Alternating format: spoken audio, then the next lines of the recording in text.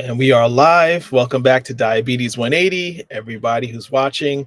Um, just as a reminder, welcome to the chat. If you want to ask questions about today's topic, this is the beauty of being live. You can get live answers. So in our chat room, make sure you're asking questions. The topic of tonight's live is very simple. Do I need to count carbs? So if you are a diabetic, or you're worried about, because there's not only diabetics who are concerned about blood sugar levels, but if you're just worried about how your carb intake in general, but we're gonna really answer the question of whether it's necessary to count carbs. Is this something that we should be worried about? And where you might be surprised. You might be surprised, okay? If you've been watching our channel long enough, you know that we are all about diabetes reversal, okay? So when I answer the question, do I need to count carbs? It's specifically for those who are looking to, those who are type 2 diabetic or pre-diabetic, looking to reverse their diabetes or prevent developing diabetes. If you are type 1 diabetic and you're looking at, at this live and answering the question of whether or not you need to count carbs, it's a little different, because if you're type 1 diabetic, obviously you are insulin dependent, right? And so it's important to make sure you're maximizing your sensitivity to insulin, and we're going to address that too. So as always, in the chat, let us know where you're watching from, especially if you're watching for the first time. We like to greet our longtime viewers. So just say hello in the chat. And again, take advantage if you're watching this live by asking questions.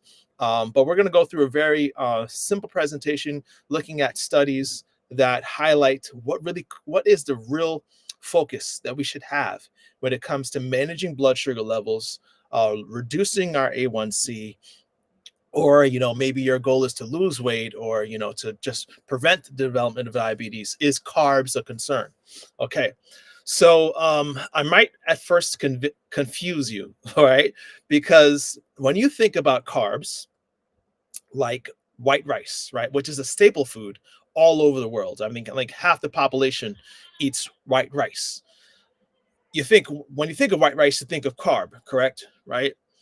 So this is a good example, I think, of whether when you look at the consumption of white rice, does it increase your risk of diabetes? Does people who eat a lot of rice, as an example of a carb, does that cause diabetes? Okay, so let's look at what studies show. So there's a study that looked at um, rice consumption over time and diabetes. Okay, it was a meta-analysis of 7 different cohort studies. A cohort study is basically a study that looks at a group of people and a certain characteristic or behavior, and how that characteristic or behavior affects that group, right? In the cohort study, or meta-analysis of these cohort studies, what they were looking at is the consumption of white rice, or a refined carb, when you compare it to brown rice, right? And diabetes rates. And I'll turn to that study now. All right, so let's look at that. And if you look at white rice as an example of carbs in someone's diet, as your white rice consumption increased, your risk of diabetes increased. When you look at this population study, this was especially true in Asia, in Asian countries like China and Japan. So you would look at this, and say that, of course, if you're looking to control diabetes or reverse diabetes, you want to limit your carb intake, all right? But not so fast, okay? So, I mean, think about this. So in Japan and China, white rice has always been a staple food, all right? So why wouldn't we see higher rates of diabetes as always having been a problem in China and Japan? Because if you look at the study further, if you look at the facts, diabetes actually didn't start actually rising in China until the early 2000s. But in actuality, the amount of rice that people were eating in China didn't go up, right? It wasn't that they started eating more rice and all of a sudden they started getting diabetes. Okay, so we got to look at little things a little further. If rice causes diabetes or carbs cause diabetes, then you would think that places like in Asian countries where white rice has always been a staple food and still is today, that diabetes has always been a problem. So I don't know if anyone has a guess maybe of what really caused what, if it wasn't the rice, what caused this all of a sudden spike in diabetes rates from 2.7% before 2000s to 9.7%. I don't know what it is today, but I think this article was around 2015 when it was produced. But yeah, from more than doubling of diabetes rates. And actually, when you look at the numbers, which is this makes it a little even more confusing, rice consumption didn't go up compared to how much they ate in the past. So I don't see any guesses in the chat. So you guys are just as puzzled as I was when I first looked at this fact. That rice, if it causes diabetes, like carbs cause diabetes, why do we see that diabetes rates only going up for a very specific time in China and Japan, and not having always been a problem? All right. Well, let's look at the whole story. So, what started going up in consumption, as far as what people were eating in China and Japan, was meat, animal-based foods. So, this is an actual chart. Let me make sure I'm making this big so I can see it. So, I'm just going to enter full screen on my side here. So, this is a chart that shows the consumption of animal-based foods. Okay, so we're looking at around 1970s range to 1980s range, a increase or a stark increase in animal-based food consumption. So you're looking at meat, poultry, fish, eggs, and then this category, this includes all animal products, starting to rise starting from the 70s and on upward into the 90s, continuing to start to increase. So what happened during that time frame? You started the introduction of fast food restaurants, and what also happened is that white rice consumption, right, continued. So what do you guys think really would be the problem logically, right? If you're looking back in the study that shows white rice and being the cause of diabetes, is it really the white rice? Is it really the rice? Or is it something else? Is it something else? So if you look at what really happens when we eat carbs, right? And this is another graph that really will kind of explain what's happening. So this graph right here, the bottom graph, is actually what happens when you eat mashed potatoes by itself, right? So mashed potatoes, another example of a carb. When you eat mashed potatoes by itself, there's a spike in insulin. Okay, so same thing I would, with other carbs. There's a spike in insulin, but then there's a drop, right? This is actually normal. We expect there to be a rise in insulin to help with the arrival of carbs breaking down into glucose and to basically escort it into your cells. Right. This graph right here on top, the dotted line, is a graph representing mashed potatoes with tuna fish.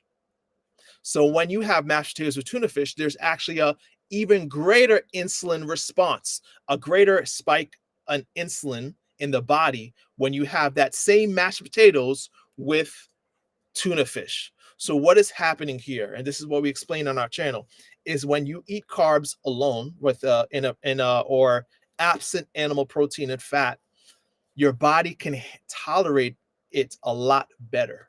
In other words, whenever you add animal protein or animal meats to the carb, there's a spike or there's a resistance that happens to the insulin in the body, right? And insulin has to work a lot harder. The pancreas has to work a lot harder to process and metabolize that same amount of carbs. We see the same thing with another example of a carb like spaghetti. All right, I hope you guys can see this. Let me know in the chat if you can't see it. But spaghetti alone, right? So is represented, let's see, by the Yep, circled lines here, right on the bottom. All right. So when you eat spaghetti alone, there's a gentle rise in blood sugar levels, a lot better than the mashed potatoes, of course, because you can imagine it's a little harder to process and break down spaghetti, as far as how quick it goes from mouth to your cells, right? It's a lot firm. There's a little more substance, right? There's a little more fiber in spaghetti than mashed potatoes. So there's a gentle spike in insulin levels. We're representing, the body's working to metabolize and absorb those carbs. Now, when you add that same tuna fish with the spaghetti, what happens to insulin?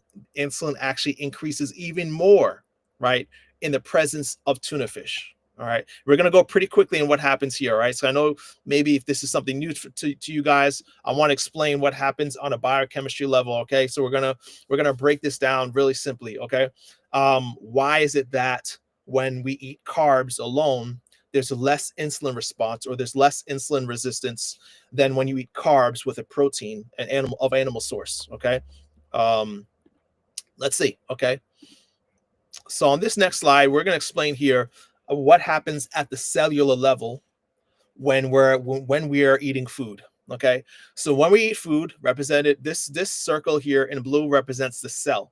Okay, what this, obviously the purple little pink dots here represent glucose. Whenever we eat a carb, it gets broken down into glucose. That much I'm sure we all understand. All right, so the glucose shows up at the door of the cell and it wants to get inside of the cell. On the surface of the cell, we have these proteins, which serve a very important role. All right, so the insulin that your pancreas produces as a result of you eating food, they show up eventually at the door of your cell. And these are called insulin receptors. And you could imagine insulin's like a key trying to unlock these doors so that these channels, these glucose transport proteins, can let glucose into the cell. And when you eat food, and you're not insulin resistant, in other words, you're sensitive to insulin, this works very well. Insulin unlocks a door, the glucose from which was once a carb, right, enters the cell without a problem, right? Regardless of the carb source, when you're operating in a healthy way. Now, if your body has excess fat, something interesting happens. Both the fat that we ate, right? Let's say we're eating a burger versus actual beef patty versus a plant-based burger, right? So that extra fat from that protein, from that animal source, is going to clog up these receptors, so to speak. It's almost like putting gum inside the lock. So whenever there's a presence of fat in the meal or excess fat in our body, it serves like gumming up the lock. So when insulin tries to open the door, it cannot. I don't know if that gum in the lock is new to anybody. It's something that a lot of people use as an analogy of insulin resistance. But you can imagine it makes it a lot harder for insulin to do its job. Because of this, then insulin has to work so much harder to get sugars into the cell. And when this happens, the pancreas kind of has to work overtime to make more insulin. That's why insulin over time starts to become resisted, right? And this process can happen for decades before you actually become diabetic. But now that you are diabetic, now you're living in a state of insulin resistance where the pancreas has to always work harder and harder to churn out insulin to overcome this gummy situation where there's too much fat inside the tissues because we're constantly eating carbs in the presence of fat. So my thought process is maybe it's not the beans, maybe it's the bacon in the beans, right? So maybe it's not so much the burrito wrap as much as the meat in the burrito that comes along with the burrito wrap. Maybe instead of having a beef based burrito, maybe we need a bean burrito. So I hope this makes sense. All right. Hope that everyone can follow this. But I want to make it even clearer with some more, examples of studies, so that we really see that this is something that's been is very well established, very well known. When we eat carbs in the presence of animal protein and fat, it makes it harder for your body to process and work with insulin. This is the root cause of insulin resistance. I'm not giving a green light to soda, of course, or sugary beverages or sugary pastries and snacks, right? There's a big difference between a refined carb and a complex carb. We know brown rice, if you're going to choose rice, brown rice is better because it has more fiber, right? Than white rice. But the root cause of insulin resistance, by and far, we got to point the finger to animal proteins and fats. Okay, this is another good study that really kind of brings us home. Okay, in our last few minutes. So in this study, they took 26 volunteers that were not diabetic, 26 healthy volunteers, and they put them through a glucose tolerance test, okay, to see which group among them was resistant to insulin, right? And they split them between insulin resistant and insulin sensitive based on the response to glucose, okay? And so what happened after they split them up is they put them into an MRI machine to examine how much fat was inside their cells. Okay. And just let me pause this here. So there's a fancy term called intracellular fat. Intro meaning in, myo meaning muscle, muscle cell, myocellular, and lipid. Sorry, intramyocellular lipid meaning fat. What they were trying to see is there a correlation? Is there a connection between how much fat is inside the muscle tissue and how much that muscle tissue, or that person, I should say, is resisting insulin? Based on what we just learned, the more fat inside that muscle tissue, or then the more your body would be resistant to insulin. And this is exactly what they saw in this study. Okay. If you look at the group's control subjects who are sensitive to insulin, they had a normal amount of fat inside their cell, or small amounts of fat inside their cell. Those who were who were resistant to insulin, and again, they were not diabetic. They were not diabetic. And this is something we need to highlight. It takes some time to develop diabetes. What happens usually is insulin resistance for many years before you actually become diabetic.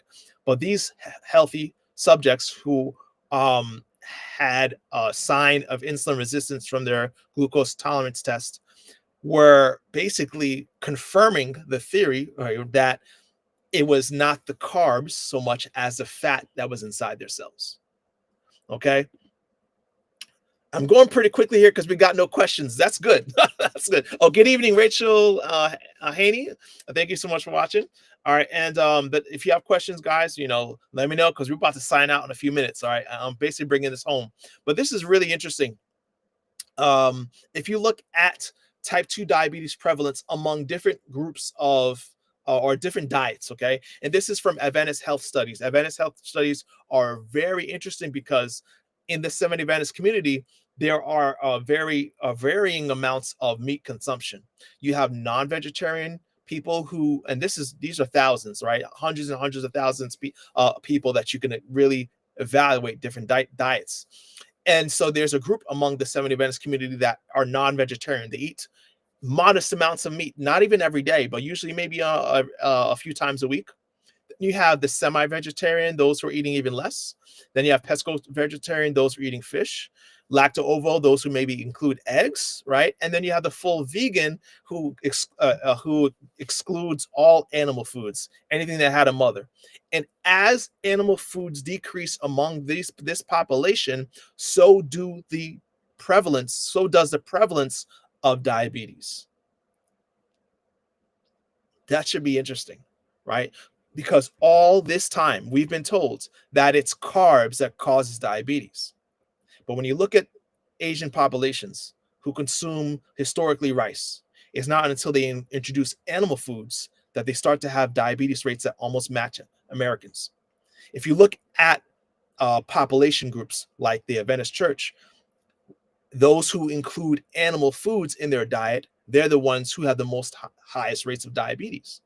When we look at small study subjects, like the one we just looked at, 26 healthy individuals, it's those who have excess stored fat inside their body that have insulin resistance, the root cause of diabetes. So what is it that we should be counting if we want to reverse or control our blood sugar levels, reverse diabetes?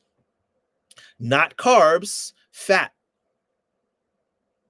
And it is sad that this is something that might be revolutionary to a lot of people, because it's not revolutionary to the scientific community that examines insulin resistance. This is something that's been around and well known for over 100 years. Okay, but unfortunately, as a physician, and many of my colleagues, physician assistant, as many of my colleagues, we focus on symptom management. So we focus on making sure that the medicine works. We want to make sure that when we prescribe you insulin, that you don't overdose. So I'm going to tell you to count your carbs to make sure you're injecting the right amount of insulin. Because I don't realize, right, unfortunately, nutrition is failing in our medical communities, medical schools, right? I don't realize that really I should be telling you to watch your fat intake so you can eat more carbs, right? There is a measurement. Okay, there's a time and place, I think, for counting carbs. If I'm going to conclude it here, if you're a type 1 diabetic, you're insulin dependent, you want to make sure you're counting your carbs to make sure that you're not taking too much insulin, right? You want to have a consistent carb intake so that you have a consistent insulin intake.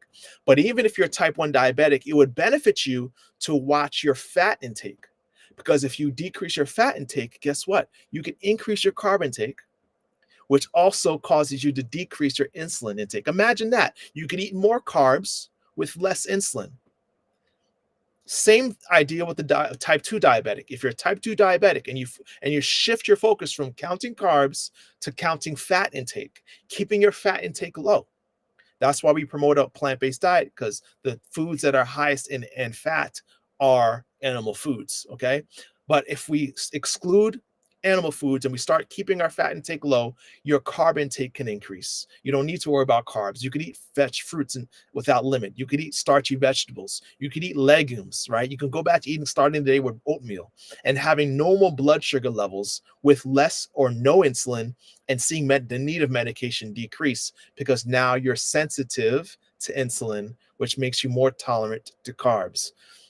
How much better would it be if you're an insulin dependent diabetic to count carbs, not because you want to make sure you're limiting them, but because you want to see how, like a scorecard, how much your diabetes health is improving. Because as we coach people in our program, what they realize is over days and weeks, they can increase their consumption of carbs while decreasing their insulin count. And then the new focus for a while is a fun challenge to see their carbohydrate to insulin ratio. They like to see, okay, how much carbs can I eat and how much insulin can I decrease, right? So it's showing that the disease itself is reversing. You go from managing the medicine to managing the disease, and even going as far as reversing it. So this Thanksgiving, I know it's Thanksgiving this week. Maybe again we eat the beans without the bacon, and maybe we try tofu instead of turkey. Okay. This is of course the week not to count carbs. I know, we don't want to worry about carbs this week. And honestly, if your focus is reversing diabetes, you don't have to, as long as you are paying attention to your fat intake. All right. We always provide recipes in every one of these lives that are all curated to be low in fat. So if this is something new to you, we want to start the low fat, whole food, plant-based journey to reversing diabetes, check the links in our bio section. Check the links in our description section below this video if you're watching on Facebook or on YouTube, and start eating more carbs and stop counting them. All right, beloved, I pray above all things that you may prosper and be in good health, even as your soul prospers. We'll see you next week on Monday, same time.